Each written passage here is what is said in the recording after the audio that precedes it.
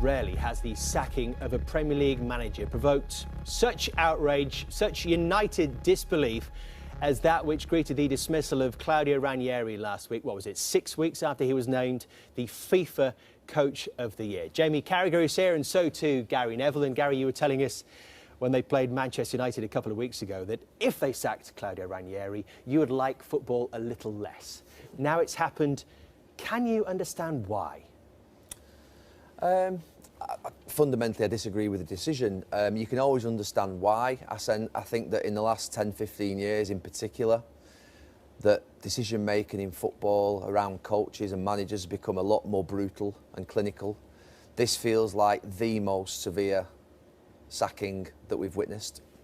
However, there have been other decisions that we've seen in the last few years that are getting to the point where owners are being put and are in an incredibly difficult position. The drop from them in terms of the money in the Premier League to the Championship is enormous. You see a sense of panic more and more, a change in the way in which people approach things. If you look at the sort of decision-making process that owners would have to go through, they wouldn't have enjoyed this. Now, they wouldn't have enjoyed making this decision, there's no doubt about that. They'll have done it in terms of gut feeling. If you look at 6 of the last 9 managers that have been changed at this time of the season that have been involved in a relegation battle, the clubs have still gone down. So it's not helped by statistical evidence. It's just their gut feeling of where they think they must be. But I have to say, I don't think anybody's enjoyed it. I don't think anybody's liked it. We've seen other decisions of similar nature with regards to the likes of Mancini and Mourinho, obviously at different clubs. But it's becoming severe. The power of the manager is becoming less and less. The power of the coach is becoming less and less. It is now becoming the most disposable position in a club by far, and ultimately Claudio Ranieri knows that. But we can't disguise the fact that Leicester's form has been dreadful in 2017. Yet to win, 5 straight defeats, 6 games without a goal. The only side in all 4 divisions yet to score in league football in 2017. Jamie, did the owners have a choice? They did have a choice. They were in this predicament 2 years ago, and they stood by a manager, Nigel Pearson, and they had that miraculous recovery, and the decision was vindicated by what they did. And I just think on the back of what Claudio Ranieri did last season, he deserved the opportunity to try and keep Leicester up. But looking at the last few days now, this is bigger than Leicester, the way the game's going. And the money in the game now is having a massive detrimental effect on the game. The reality is, if Claudio Ranieri, when he came in, and everyone thought he'd get relegated then, finished 14th, and 14th this season, he's still in a job. It's at the top end of the table as well. You think of Arsenal. The owners at Arsenal will give Arsene Wenger a 10-year contract tomorrow. That's what they'd like to do, because he guarantees top 4. He brings that money in. Did they want to take that chance to go for the title and maybe do something different? No. This man guarantees that money. You think of Wigan winning the FA Cup and getting relegated. I bet you'd ask the bottom 6 teams now, would you like to do what Wigan did a couple of years ago, have the greatest day in your club's history, but get relegated as well? Say, no, we'd rather stay in the Premier League. Teams at the bottom of the league, teams at the top of the Championship, playing weakened teams in the FA Cup. And it's a very sad state of affairs that what Leicester did last season was make everyone dream a team like this wins the league. The dreams of me, Gary, as a kid, could you win an FA Cup? Could you win a league, a European Cup? Think of these great moments that you could be involved in as a player. That's a dream for every player. That's now not a dream for any club. All they're interested in is money. And how we change it now, I do not know. But it is a terrible, sad state of affairs that we're in this situation that we're in. Players under scrutiny as well this week at Leicester City. We can hear from their captain now, Wes Morgan, speaking with Jeff Shreves. Wes, ahead of the game, how's the atmosphere been and what's it been like for you and the other players since the club made the decision to part company with Claudio Ranieri? Yes, you know, it's been a big distraction, and you know, it's been a difficult few days, but we've got a big game ahead of us tonight, and you know, the focus has been on that, and you know, we want to go out there and show what we can do, and you know, we need the fans and we need everyone on our side. What should we expect from Leicester City this evening?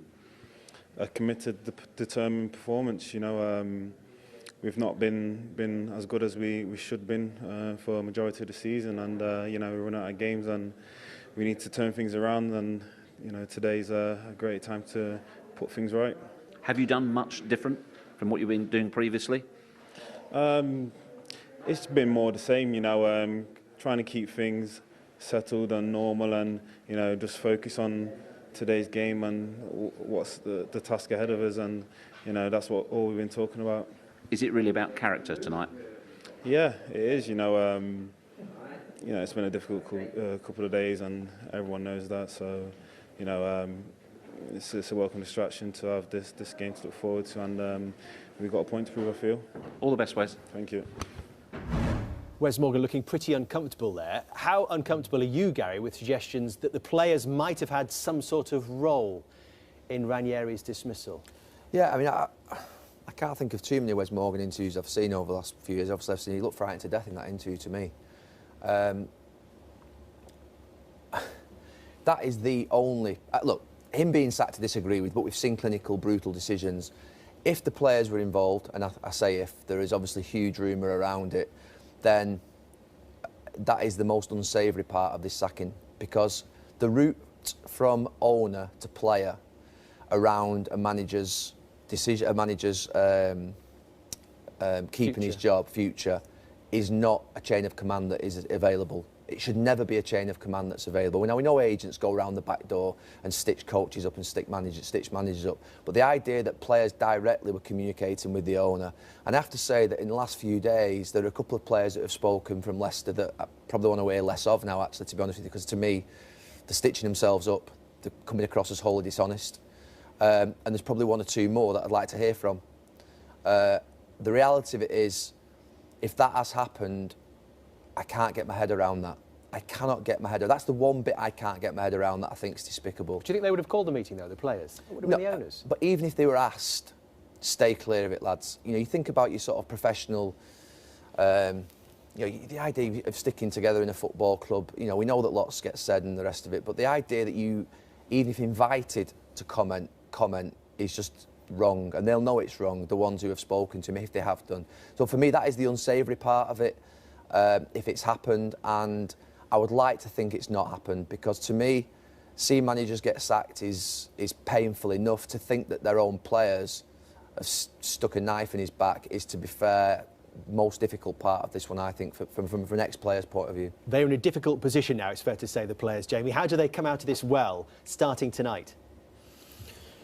Well, it's a difficult one for them, because if they come out flying tonight and we see the Leicester of last season, you're thinking, well, they down tools on Claudio Ranieri. If it continues as it has been, you say, well, why'd you change the manager? But with the players now, and I sort of look at the situation they find themselves in, the problem I've got is, as Gary's just mentioned, is if they're speaking to an owner, what they're basically saying is, we're where we are because of him.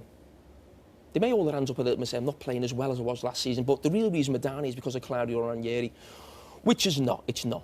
They're down there because they're an average set of players. And last season was a complete and utter freak, really. And what you've been reading, it's come out about the players. So they're obviously together. They don't, listen, we've seen it before. They don't get on with the man, don't like the manager. The interesting thing is this story's rumbled on. Starting to split up, in my eyes. Agents getting onto players, make sure you do an interview, you all look terrible, look after yourself. As Gary's mentioned, certain players are speaking to people, certain people aren't.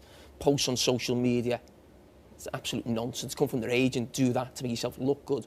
Absolute joke.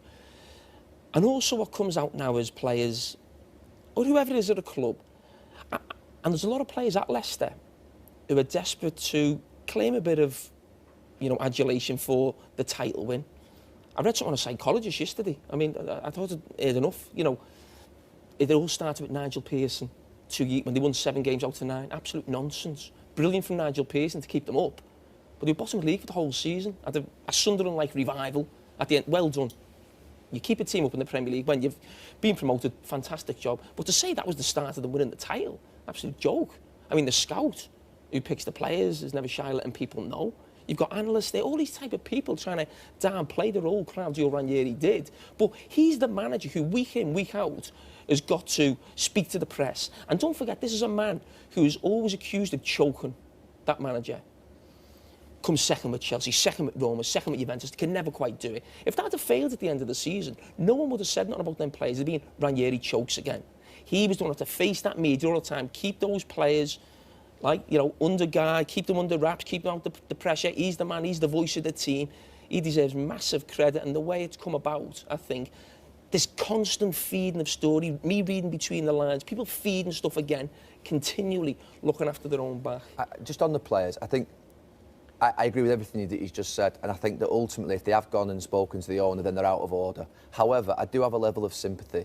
We've seen better players than these in the last few years. Manchester City winning the league and then dropping off, thinking that they've climbed the mountain but then dropping off the edge of a cliff, not being able to repeat it the year after. We've seen Chelsea with Jose Mourinho do exactly the same, and their players, if you like, do the manager in the year after by basically just downing tools, thinking they've done it, thinking they're the best in the world.